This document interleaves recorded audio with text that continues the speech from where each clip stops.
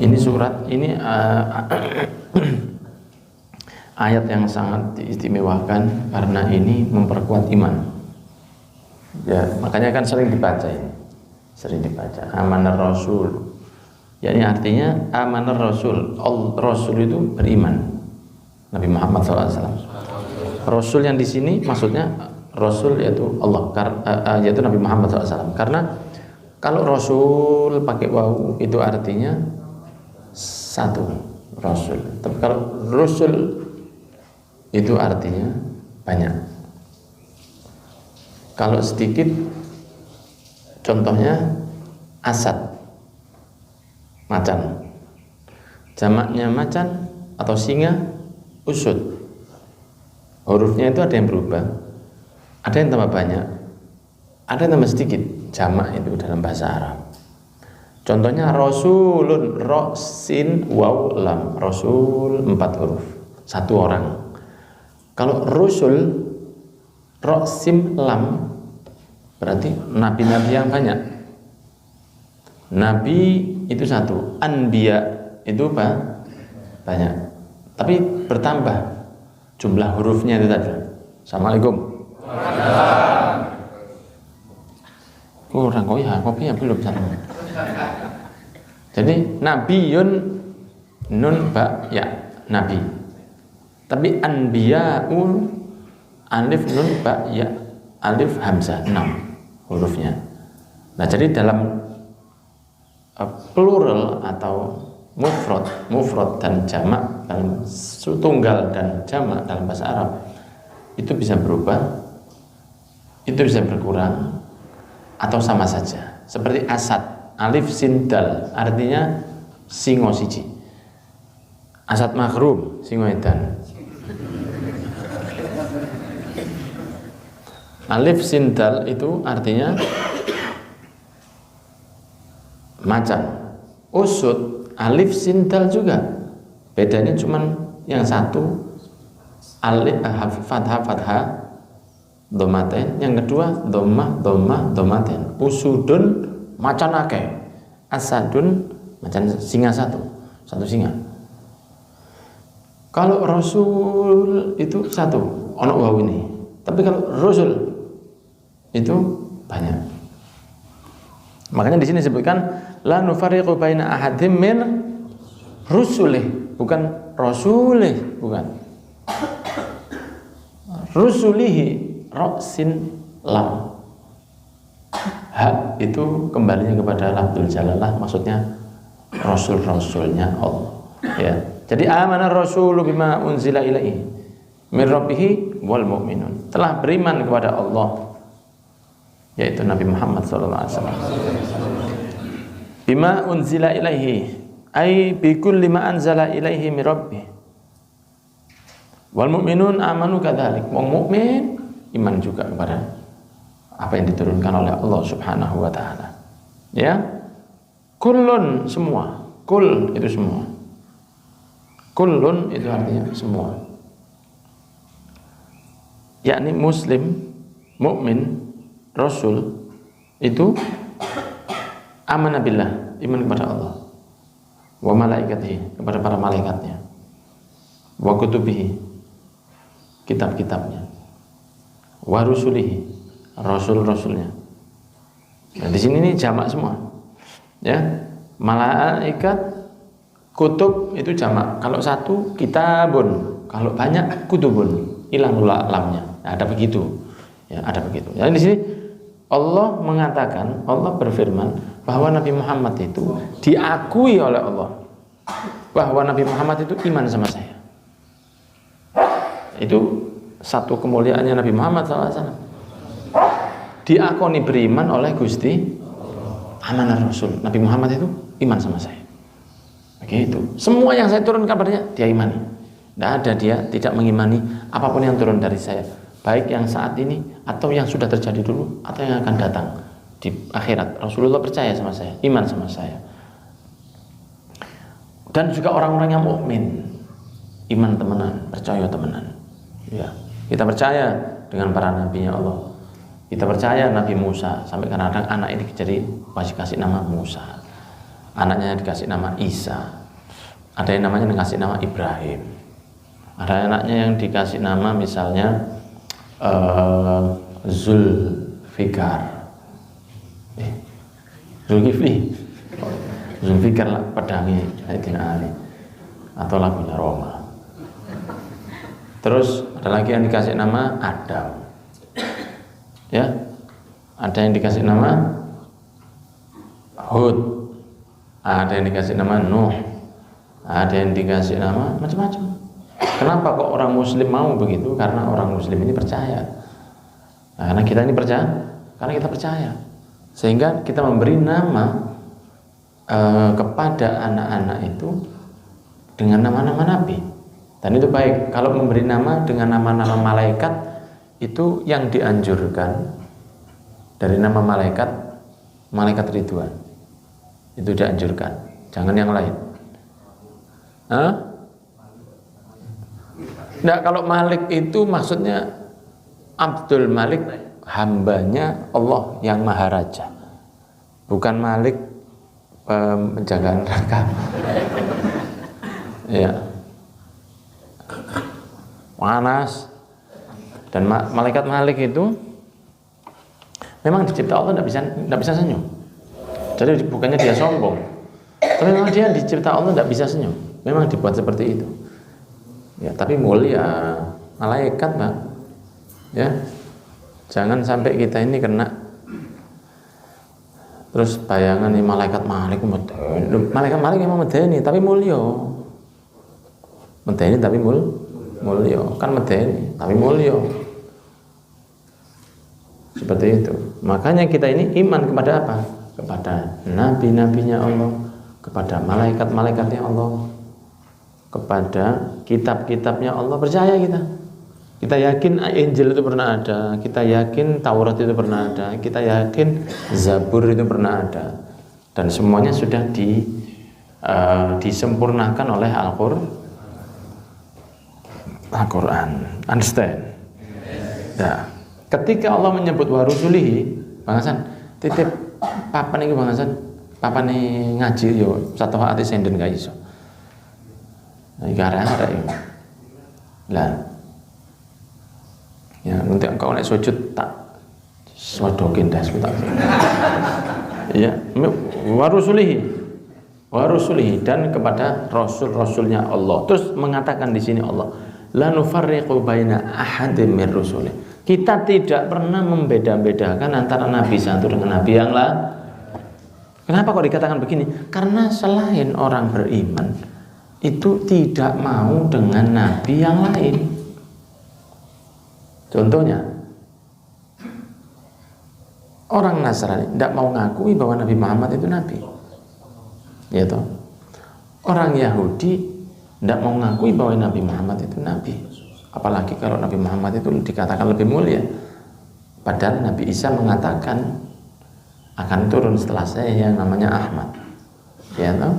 Akan turun, dan begitu pula orang-orang di Injil dan di Taurat dan di Zabur itu ada pembahasan tentang Rasul sallallahu alaihi wasallam. Ya, tapi tidak ada masalah, itu boleh saja.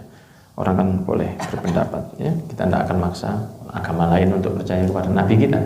Tapi kalau kita sebagai muslim, kita sangat percaya kepada nabi yang lain. Nabi Isa itu bisa menghidupkan yang mati, kita percaya.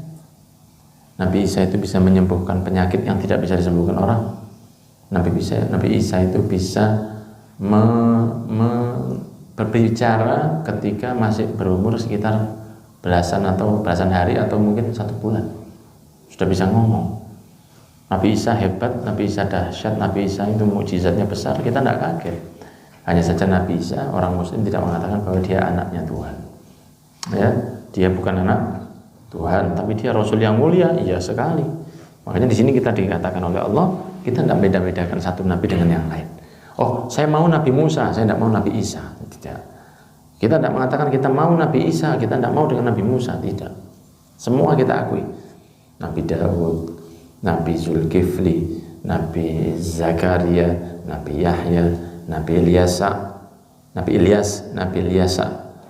dan semua Nabi 124.000 yang kita lebih banyak tidak tahu namanya.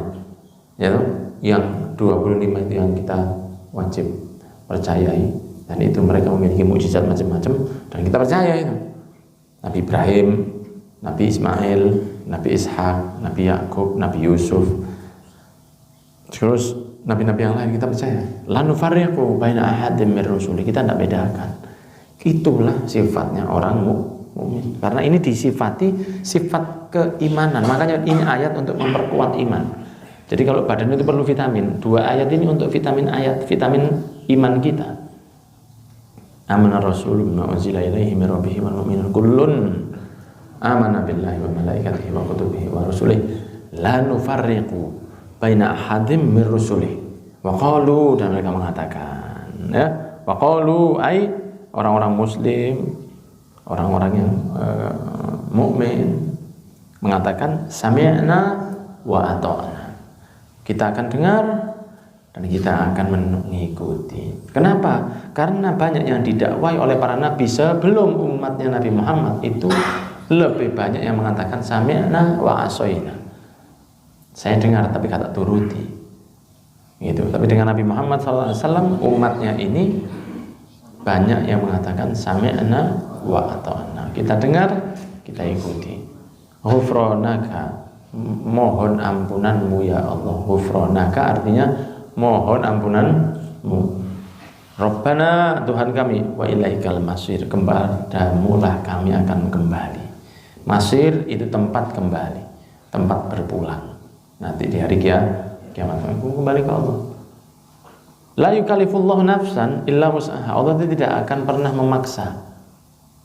Makanya orang kalau sudah balik dia dipanggil mukallaf, orang yang terkena satu kewajiban atau satu paksaan, itu namanya mukallaf. Kalau ada orang yang tidak mukallaf, seperti apa? Orang yang tidak sempurna akalnya, tidak mukallaf dia walaupun dia balik, atau dia sempurna tapi belum balik, tidak mukallaf dia, tidak diwajibkan. Kan begitu. Anak kecil wajib sholat, mboten sebelum dia balik ini. Kan mboten wajib, ini mungkin. Pak.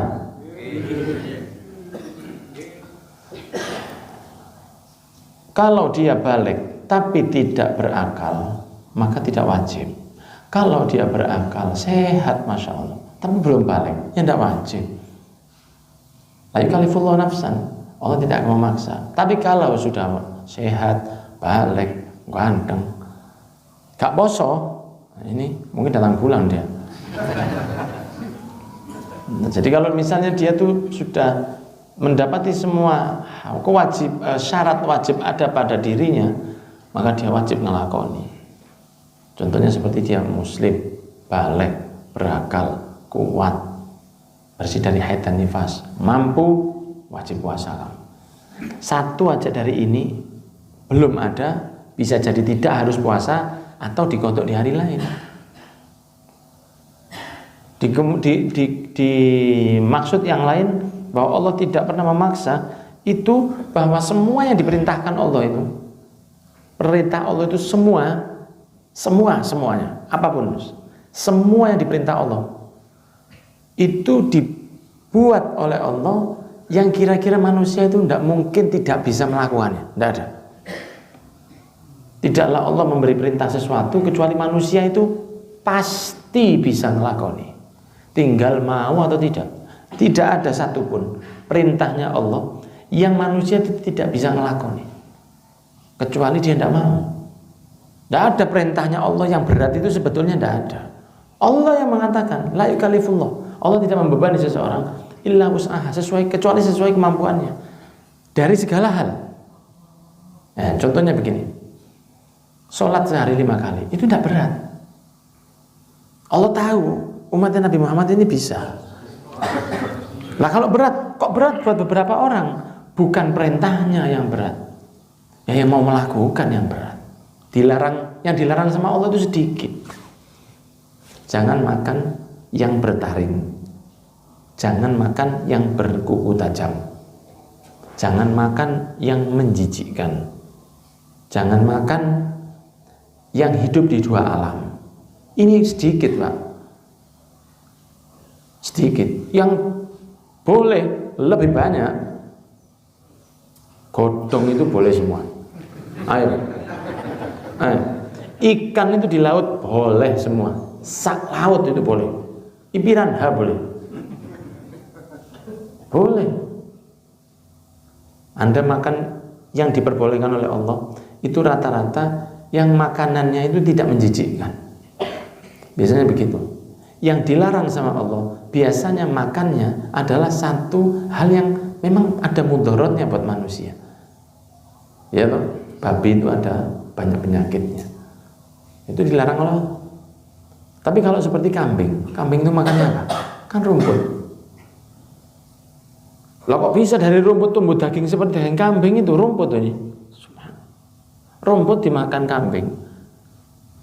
Jadi daging. Kan berat ya. Kalau manusia kan masih makan daging. Masih akal lah jadi daging. Kambing itu makan rumput. Jadi daging. Sapi itu makan apa? Rumput. Minum? Minum sama ngomong susu gimana? Makan rumput, minum air. Jadi daging. Kalau di Jazirah Arab makan kertas kambingnya. Jadi daging. Ayam ya karena jagung, karena segala macam dicodol. Ayam. Begitu. Lele.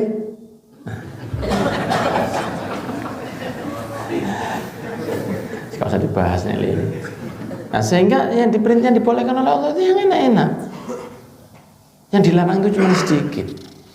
Allah itu memberi sengaja. Ada pertanyaan begini. Allah itu memang mencipta. Kenapa kok dilarang? Ya tahu. Kenapa Allah mencipta babi? Terus dilarang. Nah, itulah seninya hidup. Diberi cobaan sama Allah. Alladzi khalaqal mauta wal hayata liyabluwakum ayyukum ahsanu amala wa huwal azizul ghafur. Yang menciptakan hidup dan mati, yang untuk memberi cobaan kepada kamu. Allah memberi makanan banyak halal, minuman banyak halal, tapi sama Allah dikasih yang haram. Ada haram ini jangan. Allah kepingin tahu. Yang tak kasih halal yang banyak, itu kira-kira manusia masih ngambil yang haram atau tidak? Nah, kalau masih ngambil yang haram, ya jangan salahkan saya kalau saya azab. Lalu saya kasih yang halal banyak, kenapa yang haram? Nah, ada perempuan itu dicipta cantik kok milih cuma satu. Itu ada kata-kata seperti itu. Lah Tuhan itu nyiptakan perempuan itu asik kok cuma satu. Ya wis rasakno sih tak iso. Lah Allah memang sengaja begitu. Nurut pakai cara nikah dengan konsekuensi yang akan diterima besok-besoknya setelah nikah, atau dengan cara tidak pakai nikah, cuma dilampiaskan nafsunya saja, selesai. Nah Allah kan mau lihat siapa yang benar-benar mau nurut ke Gusti Allah. Begitu ceritanya. Ya hidup ini kan memang cobaan. Maka Allah tidak akan membebani sesuatu yang manusia itu tidak bisa. Tidak mungkin larangan Allah itu manusia ini tidak mampu untuk menghindari. Bisa. Kalau darurat diperbolehkan. Contohnya di hutan. Tidak ada lagi yang dimakan kecuali celeng. Ya sudah. Sego goreng iwak celeng. Ya kan terpaksa. Kalau tidak makan mati. Boleh. Dan masih banyak contoh yang lain. Kalau darurat tidak apa-apa. Kalau darurat tidak apa-apa. Boleh. Tapi kalau masih bisa milih, tidak boleh milih yang dilarang oleh Gusti Allah. Dan Allah itu tidak memberi tekanan kecuali semua itu pasti bisa melakoni. Illa wus'ah, kecuali manusia itu mampu. Jelasan ini.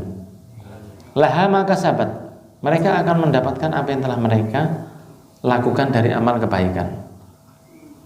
Wa 'alaiha maktasabat, dan dari mereka akan mendapatkan dosa dari apa yang mereka lakukan. Di sini disebutkan laha ma kasabat. Yang kedua, wa 'alaiha maktasabat. Yang pertama sama, kasabat sama iktasabat sama. Fi'il mudhari' yang sifatnya ini muannats. Ya kan? Ya. Yang pertama itu laha pakai lam. Yang kedua pakai ala. Laha sama 'alaiha. Kalau laha itu berarti sifatnya negatif positif. Tapi kalau 'alaiha itu negatif. Walaupun ketokane padha, laha makasabat wa 'alaiha maktasabat, sama. Kasaba itu artinya satu yang diperbuat, satu yang dilakukan. Tapi kalau di sini diawali dengan laha, maka berakhir dengan baik. Tapi kalau ala, itu sesuatu yang jelek. Gitu ya. Ya, laha makasabat wa 'alaiha maktasabat. Jadi orang akan mendapatkan pahala kalau dia beramal, mendapat dosa kalau dia maksiat. Jelas ini, jelas ya. Rabbana, ya Allah Tuhan kami, la tu'akhidna, jangan engkau ambil kami, jangan engkau tulis dosa bagi kami. Ya. Inna sina aw akhtana. Kalau kita lupa, kalau kita alpa ngelakoni maksiat, au akhtana, atau kami ini berbuat sesuatu yang salah, jangan diambil dosa ya Allah. Rabbana, ya Allah, wala tahmil alaina isran kama hamaltahu 'alal ladzina min qablina. Ya Allah, jangan engkau ambil beban kepada kami, jangan engkau berikan kami beban sebagaimana engkau memberi beban kepada umat sebelum Nabi Muhammad SAW. Sudah sering kita bahas juga di Masjid Babu Salam tentang keutamaan umat Rasul, bahwa umat Rasul ini adalah umat yang paling mudah dibanding umat-umat yang lain. Contohnya murtad waliyadzubillah di zamannya Nabi Musa itu harus dibunuh untuk ditulis sebagai seorang muslim lagi. Jadi orang kalau ada yang murtad di zamannya Nabi Musa, itu kalau dia mau balik ke Islam dan kepingin mati husnul khotimah, tidak apa-apa, dibunuh husnul khotimah. Udah bisa balik tobat terus tidak bisa. Taubat astagfirullahaladzim tidak bisa. Asyhadu alla ilaha illallah tidak bisa. Dibunuh berarti kamu Islam matinya. Kalau tidak mau mati, ya tidak bisa. Tetap kufur kamu. Walaupun tobat. Itu dulu umatnya Nabi Muhammad boten. Kalau waliyadzubillah keluar dari Islam, balik lagi cuman syahadat. Tidak harus mati. Cuman harus ganti yang ditinggal selama dia murtad. Begitu saja. Tidak dipaksa untuk mati. Umatnya Nabi Muhammad bisa sholat dimanapun. Bisa sholat dimanapun. Jadi nanti misalnya pulang dari sini sholat di sini kan boleh. Kalau dulu tidak boleh. Kalau Anda misalnya dari Pasuruan, ya sholatnya nanti di Pasuruan sana. Kalau Anda dari Malang, ya sholatnya di Malang sana. Kalau jenengan dari Tutur, ya sholatnya di Tutur sana. Tidak boleh Anda dari Malang sholat di Lawang, itu tidak boleh dulu. Nah, terus gimana? Ya kodok. Tidak boleh keluar kota zaman dulu terus sholat di tempat itu tidak boleh. Balik sholat di tempatnya di kodok. Dulu begitu. Sekarang kan tidak. Mau sholat di musolanya pom bensin, ya mau sholat di masjid, mau sholat di kantor, boleh. Kalau dulu tidak boleh. Nah ini berat-beratnya. Umat Rasul itu boleh mendirikan tempat sholat dimanapun, ya kan? Kan boleh. Mau mendirikan tempat sholat itu dimanapun, karena tanah ini dijadikan halal untuk Nabi Muhammad. Anda boleh dimanapun bangun masjid di manapun boleh, bangun musola dimanapun boleh, karena semua tanahnya ini halal asal yang sertifikatnya sudah sah. Kalau jenengan bangun di rumah di tanah wong, iso dawa urusannya. Iya, itu boleh. Umat dulu itu kalau maksiat diadab langsung, mengambil ashabus sabt, orang-orang Sabtu itu, orang-orang di zamannya Ada yang mengatakan zamannya Nabi Dawud, ada yang mengatakan zamannya Nabi Isa. Itu mereka dilarang kerja hari Sabtu, tetap ngambil ikan di hari Sabtu. Jadi monyet. Jadi monyet langsung, jadi sedep. Biasanya kalau orang luar Malang lihat orang Malang arek dibalik kera mestinya dibalik kera Malang rek, kera Malang. Kera itu jeluk kera. Jadi monyet. Kalau umatnya Nabi Muhammad enggak. Jumat suruh kerja sama Allah. Suruh kerja tambah. Wa idza qudiyatis sholatu fantashiru fil ardi wabtaghu min fadlillah. Ya al-ayah. Kalau sudah selesai sholat, bubar dari masjid, bertebaranlah kamu di atas bumi dan carilah fadlillah, keutamaan Allah. Ada yang mengatakan fadlillah itu maksudnya apa? Kerjalah lagi.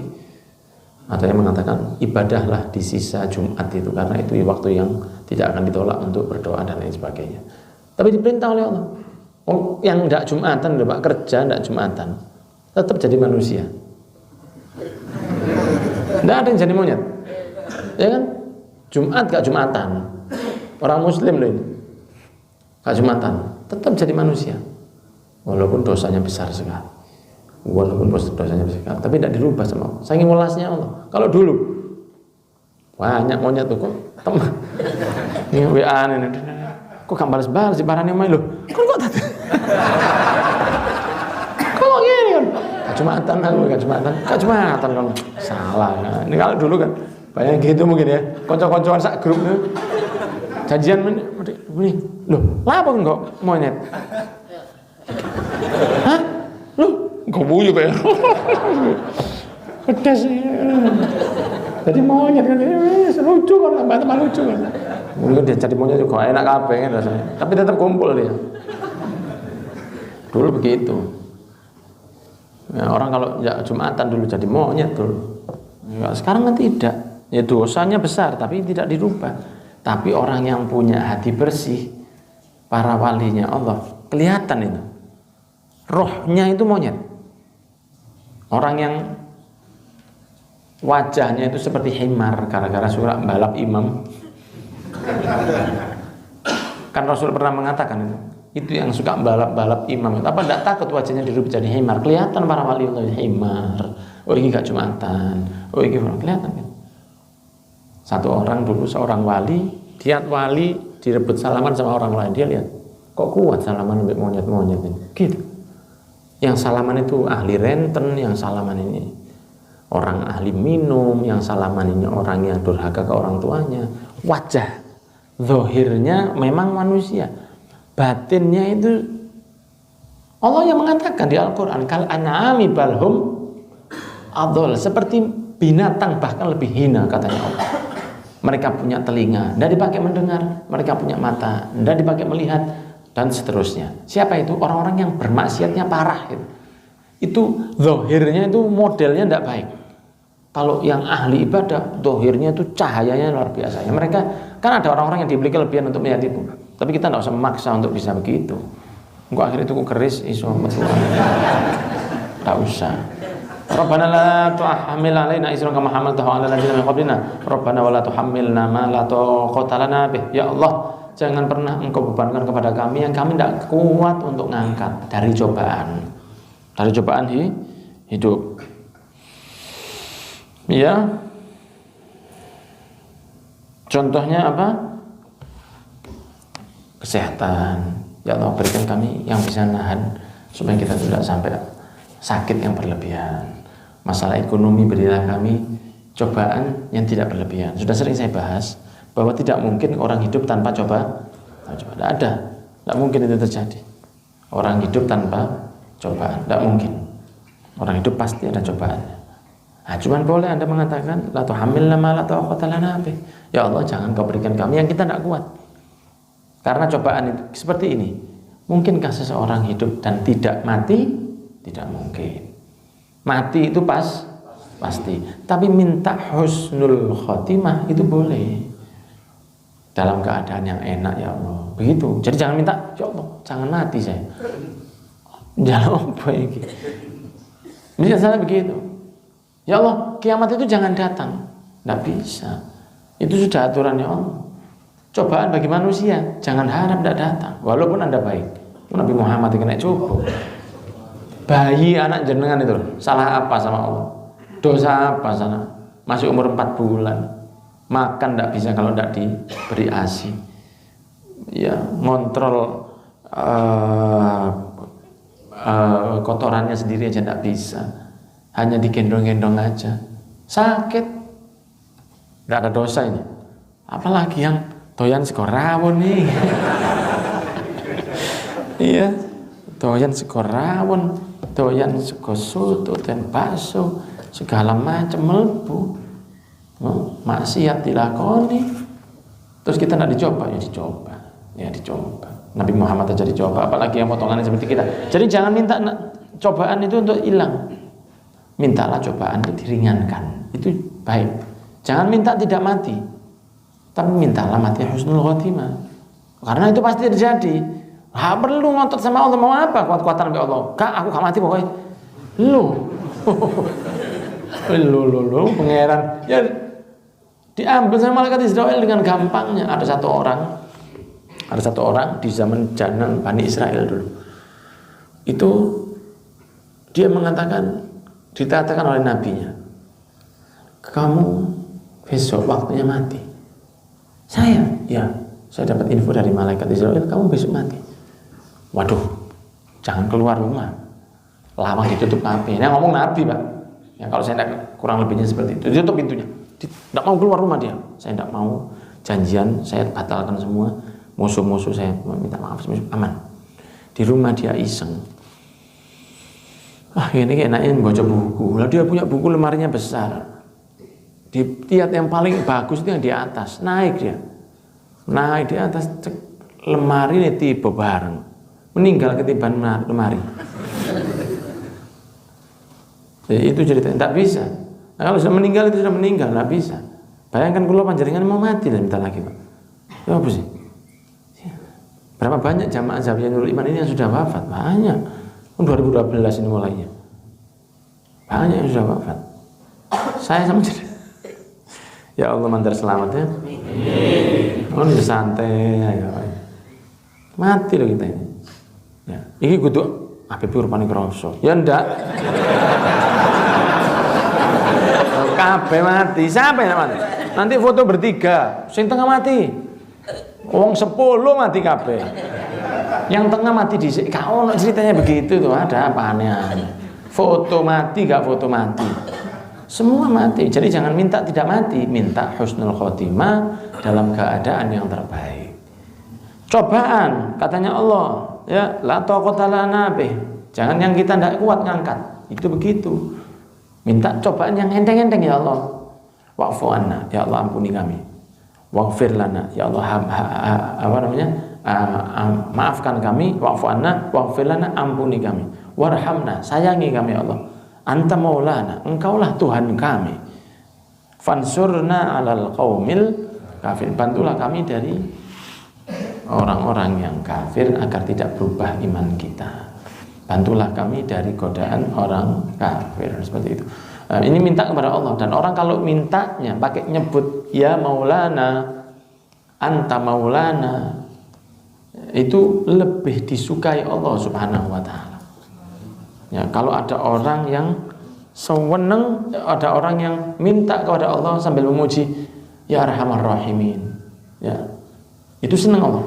Wah, yang maha pengasih, yang paling kasihnya itu paling besar. Atau mengatakan anta maulana, ya tawwab tub alaina. Itu Allah senang kalau dipanggil begitu. Anta maulana, satu-satunya Tuhan kami hanya Engkau ya. Itu Allah senang. Pengakuan kita, Allah itu senang. Bukan karena Allah itu pengen dipuji, tidak. Tapi Allah melihat imannya itu. Memang anak ini benar-benar sama saya. Nah, seperti itu. Ya, wallahu a'lam bishawab. Makanya dianjurkan ayat ini dibaca setiap hari minimal 1 kali. Ya, aman Rasulullah. Sebelum tidur juga baik. Sebelum tidur juga baik. Ini untuk apa di antara manfaatnya? Manfaatnya banyak sekali. Di antaranya memberi vitamin iman ke hati kita, sehingga hati kita itu sehat.